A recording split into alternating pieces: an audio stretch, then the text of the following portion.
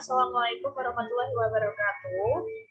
Perkenalkan, saya Reza Aisyana Cahya Sofan, NIM 19.24292, dan juga teman saya Laksmi Narasita, NIM 19.24304. Pertama-tama, marilah kita panjatkan puji dan syukur atas kehadirat Allah Subhanahu wa Ta'ala, karena dengan rahmat dan hidayahnya, sehingga kami dapat mengerjakan tugas hukum ketenagakerjaan. Pertama-tama yang saya hormati Ibu Fitriatus Solihah selaku dosen mata kuliah hukum ketenagakerjaan kelas B. Di sini kami akan memaparkan mengenai studi kasus perbedaan upah PPPK atau yang disingkat dengan P3K dan CPNS guru, yang hal tersebut akan ditinjau dari sudut pandang hukum ketenagakerjaan. Mengenai pemaparan yang akan kami bahas, yang pertama yaitu mengenai pengertian dan dasar hukum, kemudian yang kedua mengenai perbedaan model perekrutan CPNS dan PPPK, kemudian yang ketiga ada urgensi penerapan perekrutan guru, kemudian yang keempat mengenai perbedaan model perekrutan guru sebelum adanya PPPK, dan yang kelima yaitu perekrutan guru dalam perspektif hukum ketenagakerjaan, dan yang keenam adanya kelemahan model perekrutan guru dengan PPPK. Kita langsung masuk ke dalam pembahasan yang pertama mengenai pengertian dan dasar hukum dari CPNS dan PPPK. Mengenai pengertian dan dasar hukum CPNS sendiri adalah para pelamar pegawai negeri sipil yang sedang dalam masa prajabatan dengan kewajiban yang berbeda dengan PNS. Para CPNS ini yang telah lulus seleksi, dinyatakan telah lulus seleksi, dan telah memiliki SK atau surat ketetapan wajib untuk melaksanakan tugasnya selama 1 tahun. Dasar hukumnya sendiri, itu CPNS berada pada Undang-Undang Nomor 8 Tahun 1974 tentang pokok-pokok kepegawaian, sebagaimana yang telah dirubah dengan Undang-Undang Nomor 43 Tahun 1999. Kemudian, masuk ke dalam pengertian yang kedua, yaitu pengertian dan dasar hukum dari PPPK. PPPK sendiri adalah pegawai pemerintah dengan perjanjian kerja atau yang dikenal juga dengan pegawai honorer. Mereka adalah warga negara Indonesia yang memenuhi syarat-syarat tertentu yang diangkat berdasarkan dengan perjanjian kerja untuk jangka waktu tertentu dalam rangka melaksanakan tugas pemerintahan. Mengenai dasar hukum dari adanya PPPK sendiri, itu telah diatur dalam Undang-Undang Nomor 5 Tahun 2014 dan turunannya ada Peraturan Pemerintah Nomor 11 Tahun 2017, kemudian ada Peraturan Pemerintah Nomor 49 Tahun 2018. Kemudian pembahasan yang kedua yaitu mengenai perbedaan model antara perekrutan CPNS dan juga PPPK. Perbedaan CPNS dan PPPK sendiri yaitu terletak pada seleksi calon aparatur sipil negara atau CASN pada tahun 2021 yang merupakan seleksi untuk membuka rekrutmen dari pegawai negeri sipil atau PNS serta pegawai pemerintah dengan perjanjian kerja atau PPPK. Baik itu untuk instansi pusat maupun untuk instansi yang berada pada provinsi, kabupaten ataupun kota. Lalu apa yang menjadi perbedaan antara CPNS dan juga PPPK? Mengenai CPNS sendiri, PNS adalah pegawai ASN yang telah diangkat sebagai pegawai tetap oleh pejabat pembina kepegawaian dan itu telah memiliki nomor induk secara nasional. Kemudian sebelum diangkat untuk menjadi PNS, maka status kepegawaiannya adalah CPNS, artinya mereka yang baru lulus tes seleksi dari penerimaan PNS tersebut.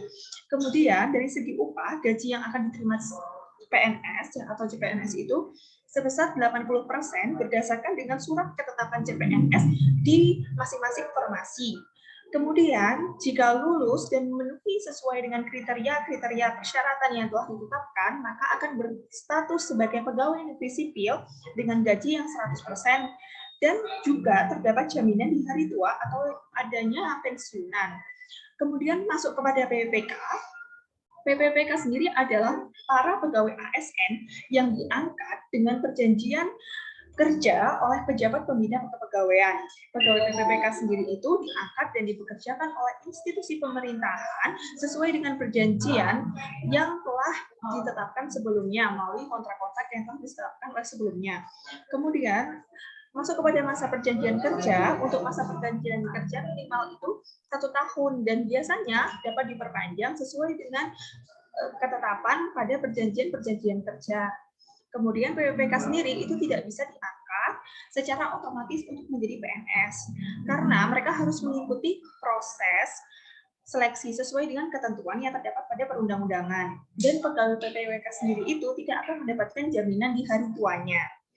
Kemudian, jika ditelusuri lebih lanjut, adanya perbedaan model perekrutan CPNS dan PPPK ini sendiri juga terdapat pada tahapan seleksi. Jika PNS sendiri itu harus mengikuti 3 kali proses seleksi, yaitu adanya seleksi administrasi, seleksi kompetensi dasar, dan juga seleksi kompetensi bidang.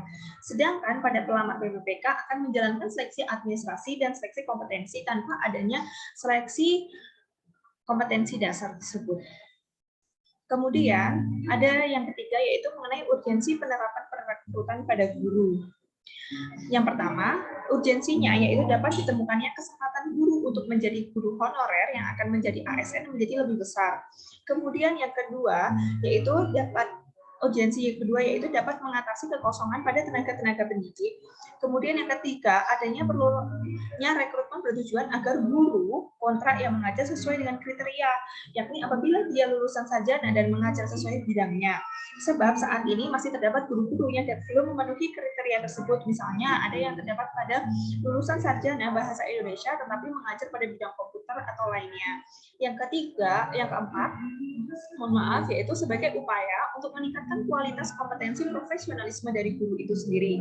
Kemudian yang kelima, itu dapat mendapatkan sumber daya manusia yang dapat berkualitas sehingga mampu untuk bekerja dengan kompeten.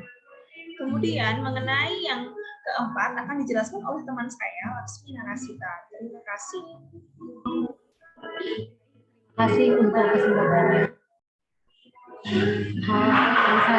Yang akan saya jelaskan di sini adalah perbedaan model perekrutan guru sebelum adanya PPPK.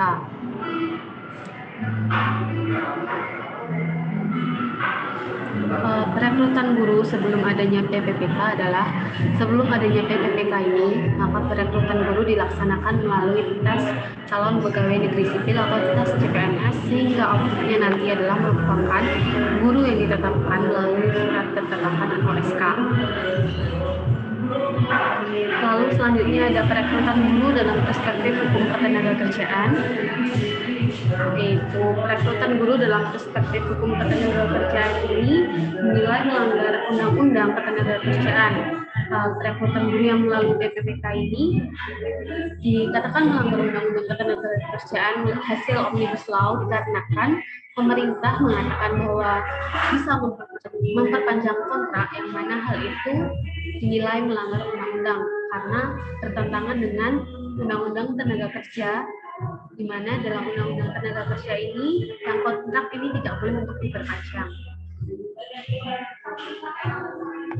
Selanjutnya adalah kelemahan model perekrutan dari PPPK ini sendiri. Yang pertama adalah jabatan guru menurut Peraturan Presiden Nomor 38 Tahun 2020 adalah jabatan fungsional atau JF. Sedangkan dalam Peraturan Pemerintah Nomor 49 Tahun 2018 khususnya pada pasal 37 ayat 1 hanya mengatur masa kerja dari PPPK ini minimal adalah 1 tahun dan tidak secara spesifik menjelaskan masa kerja minimal 1 tahun tersebut berlaku untuk jabatan fungsional ataukah jabatan pimpinan tinggi atau JPT. Sedangkan pada pasal 39 ayat 5 secara spesifik menjelaskan masa kerja 5 tahun untuk PPPK yang menduduki jabatan pimpinan tinggi utama atau JPTU dan jabatan pimpinan tinggi media atau JPTM. Lalu bisa dikatakan bahwa pada pasal 37 tersebut belum mengatur secara rinci tentang masa perjanjian kerja untuk jabatan fungsional dan jabatan atau pimpinan tinggi.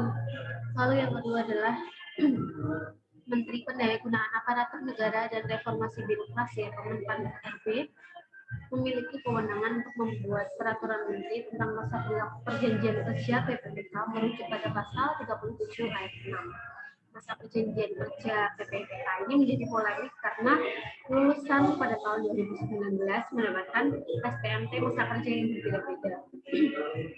Tidak seragamnya penetapan SPMT ini berpotensi menimbulkan persoalan-persoalan baru sebab perjanjian kerja berakhir, namun secara otomatis juga menimbulkan pemutusan hubungan kerja. Selanjutnya,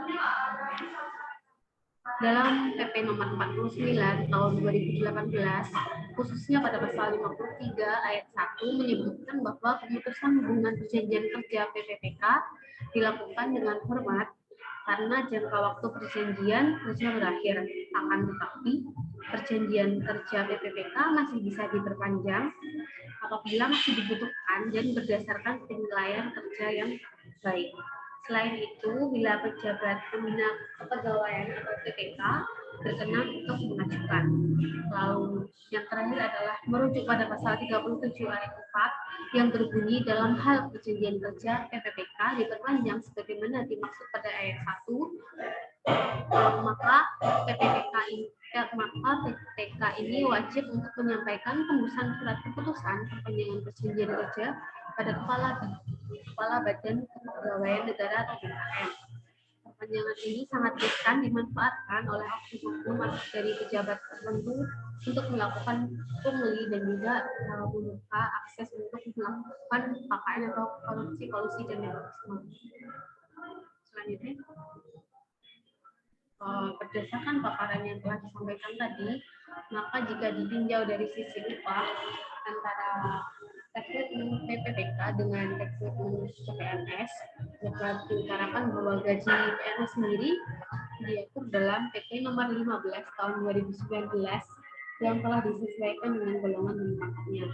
Dan jika kita tinjau lagi dari upah ini, golongan PNS terdiri dari golongan 1 hingga 4, sementara PPPK sendiri dari golongan 1 hingga 17. Untuk selanjutnya, saya akan menjelaskan mengenai perbedaan upah antara PNS atau CPNS ini dengan dari PPK.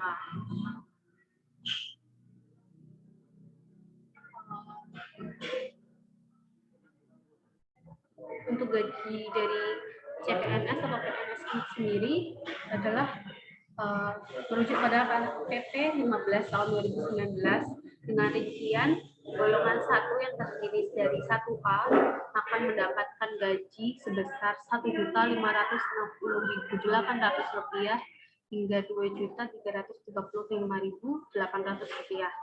Lalu golongan 1B dengan gaji kisaran Rp1.704.500 hingga Rp2.472.900. Lalu golongan 1C akan mendapatkan gaji Rp1.776.600 hingga Rp2.577.500. Lalu golongan 1D akan mendapatkan gaji kisaran Rp1.851.800 hingga Rp2.686.500. Lalu golongan 2 ini terdiri dari 2A, 2B, 2C, dan 2D. Sama seperti golongan 1, akan tetapi nilai dari gaji sendiri ini akan berbeda. Di mana golongan 2A terdiri akan mendapatkan gaji di kisaran Rp2.022.200 hingga Rp3.373.600.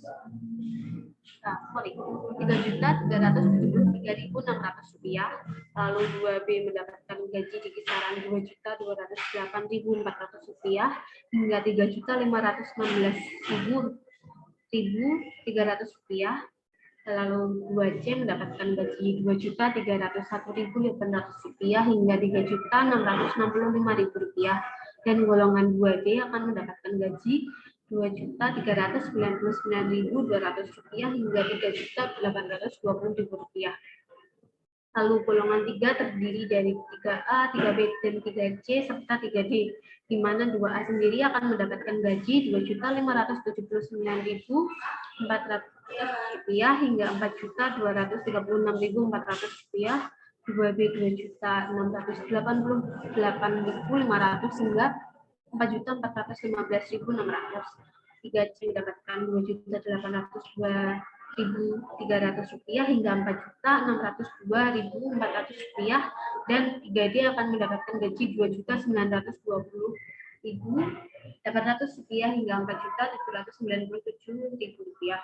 Lalu yang terakhir ada golongan 4 yang terdiri dari golongan 4A, 4B, 4C, 4D, dan 4E, di mana golongan 4A akan mendapatkan gaji Rp3.044.300 hingga Rp5.000.000. 4B akan mendapatkan gaji Rp3.173.100 hingga Rp5.211.500. 4C akan mendapatkan gaji Rp3.307.300 hingga Rp5.431.900, dan 4D mendapatkan gaji Rp3.447.200 hingga Rp5.661.700, dan yang terakhir adalah golongan 4E yang mendapatkan gaji Rp3.593.100 hingga Rp5.901.200. Lalu untuk gaji dari rekrutmen PPPK ini sendiri terdiri dari golongan 1 hingga golongan 17, di mana golongan 1 itu dimulai dari gaji Rp1.794.900 hingga Rp2.686.200. Lalu golongan 2 mendapatkan gaji Rp1.960.200 hingga Rp2.843.900. Golongan 3 dimulai di kisaran Rp2.043.200 hingga Rp2.964.200. Golongan 4 dimulai dari Rp2.129.500 hingga Rp3.089.600. Golongan 5 yang dimana akan mendapatkan gaji mulai dari Rp2.325.600 hingga Rp3.879.700, dan golongan 6 Rp2.539.700 hingga Rp4.043.800. Lalu golongan 7 yang akan mendapatkan gaji Rp2.647.200 hingga Rp4.214.900. Golongan 8 yang akan mendapatkan gaji Rp2.759.100 hingga Rp4.393.100. Golongan 9 akan mendapatkan gaji mulai dari Rp2.966.500 hingga Rp4.872.000, dan golongan 10 dimulai di gaji Rp3.091.900 hingga Rp5.078.000. Lalu golongan 11 ini akan mendapatkan gaji dimulai dari Rp3.222.700 hingga Rp5.292.800. Golongan 12 dimulai di gaji Rp3.359.000 hingga Rp5.516.800. Golongan 13 yang akan mendapatkan gaji dimulai dari Rp3.501.100 hingga Rp5.750.100. Golongan 14 akan mendapatkan gaji Rp3.649.200 hingga Rp5.993.300. Golongan 15 yang akan mendapatkan gaji Rp3.803.000 hingga Rp6.246.900. Lalu golongan 16 dimulai di gaji Rp3.964.500 hingga Rp6.511.100. Dan yang terakhir adalah golongan 17 yang akan menerima gaji Rp4.132.200 hingga Rp6.786.500.